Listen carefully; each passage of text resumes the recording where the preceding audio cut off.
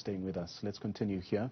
The Democratic Alliance in KwaZulu-Natal says that the province currently has a shortage of more than 3,000 senior management team members at schools in the province.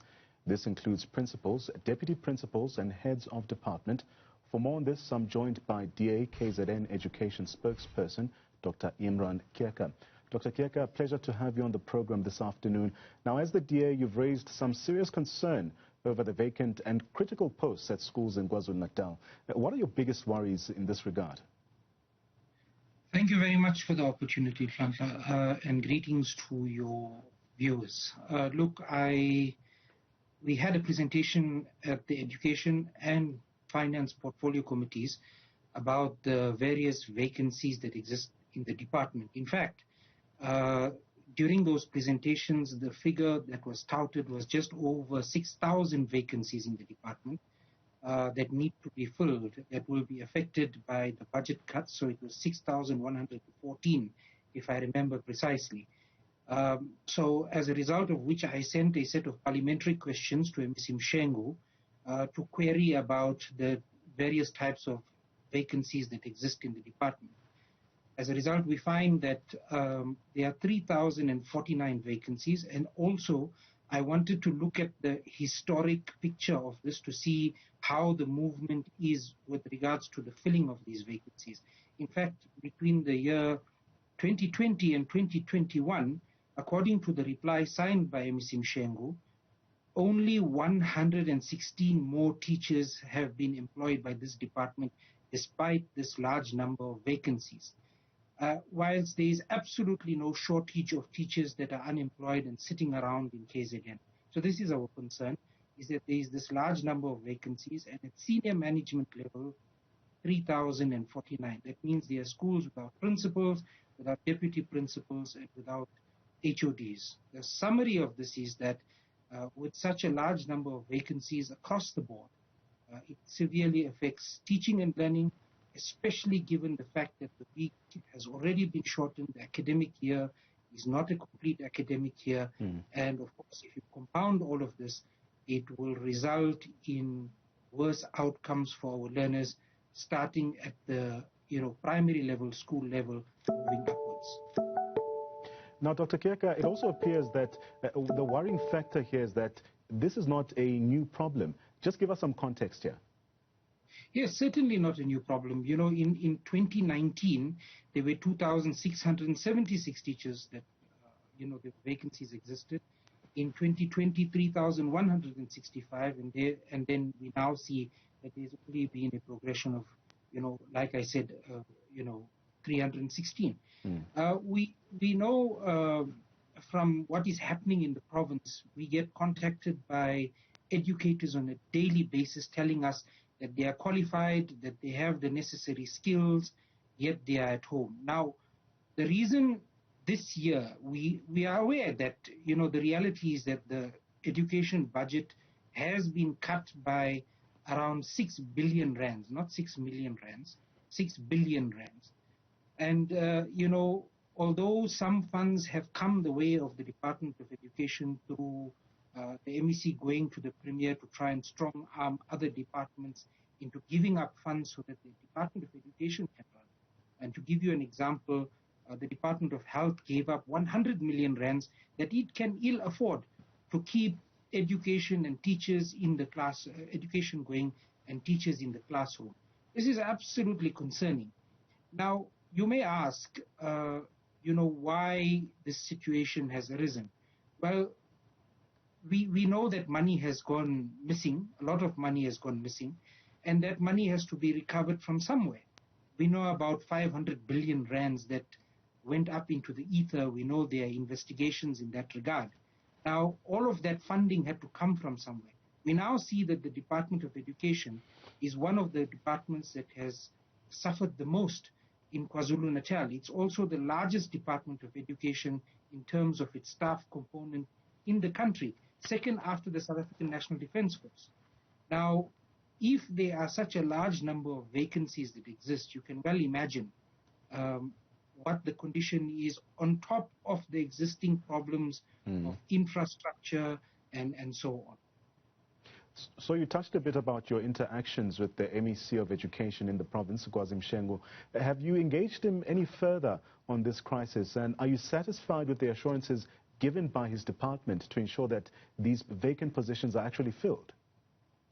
I'm very worried about many of the answers. I haven't directly engaged KwaZulu-Natal about this, except that, I listened to his responses in different fora about the budget cuts. And the simple thing that he's going to say is there's simply no money.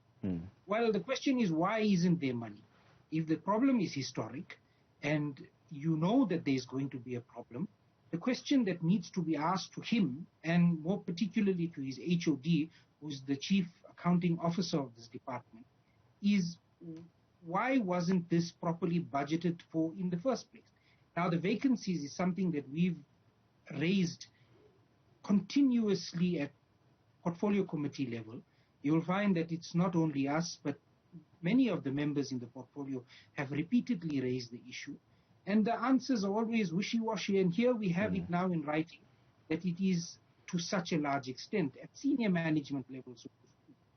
Now, he's the one that needs to give us these answers. Now, why is he dodging that? The question is that when they come to the portfolio committee, or the worry that is that when they come there, they do not give us so much of this information that we have to resort to sending these written parliamentary questions in the hope that we get the answers. I must admit that MEC Mshengu is one of the better MECs in KwaZulu-Natal that responds to questions timelessly and puts out this information to us. So again, it comes back to what happened to the money, where did it all go, and we need to follow that money to see whether this problem can be overcome. Certainly, we've also, in the same response to the parliamentary questions that we've received, we've also found that since last year and as of February this year, it is reported in that same set of parliamentary questions there also were 156 educators that had passed on for various reasons. And then we also know that more recently, 4 educators from the department were dismissed as a result of serious offenses against them. I want us to shift gears a bit and discuss the impact that this has on learners. I mean, considering the senior staff shortages for half of the academic year, on top of that you have shortened school weeks, shortages of textbooks and improper infrastructure in far too many schools. What is the impact there? Well, through other questions that we've asked, we've established that up to grade 8 and beyond, lower than grade 8, let me say, from grade 1 to grade 8, KZN has a shortage of around 5 million textbooks.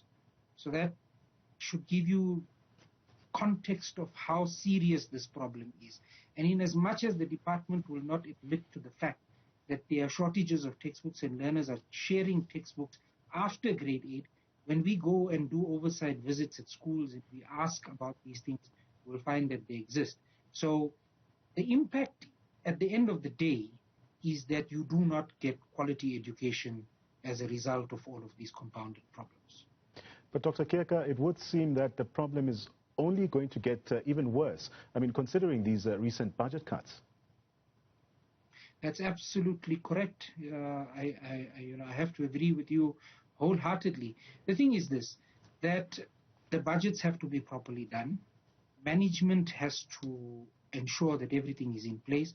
And more importantly, there has to be accountability.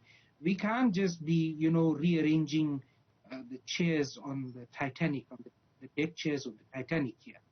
There has to be proper planning. And this is absolutely absent, and quite evident in this department. And it's something that we continuously highlight.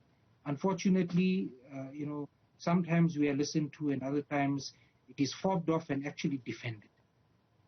So, Dr. Keka, we are fast running out of time, but before I let you go, your party has also described the KZN Department of Basic Education as a cauldron for corruption, with funds going into the pockets of the connected, instead of being properly spent on the things that are desperately needed. Can you just expand a bit on this sentiment? Well, just to give you an idea, last year when I raised the issue of PPE or alleged PPE fraud and corruption, the HOD of the department went on to, defend about 800 million rand worth of spending on exorbitant prices of PPE that could have been purchased on the market at the time, for a very small amount. We are recently hearing about many cases of corruption going on in the National School Nutrition Program. And more recently, there was a release of a report by the MEC himself after I had sent him some parliamentary questions asking when this will be released to the public, about one manager in a district, that looted the coffers through breaking up tenders so that it goes below the radar, a large tender, for example, of R1 million, breaking up into smaller amounts so that, it doesn't have to go out to tender, and then, involving massive corruption at several levels. So these are just some of the examples that we are able to give you, without telling you about other things that, for example, the sanitary pad matter that involved around 120 million rands. I've left this at the Office of the Public Protector currently in the hope that it will be thoroughly investigated, because all that has happened is, people get suspended and then they quietly come back to the department. The same thing has happened to that district director. She was previously suspended and then taken out from the head office and simply moved and made a district manager somewhere.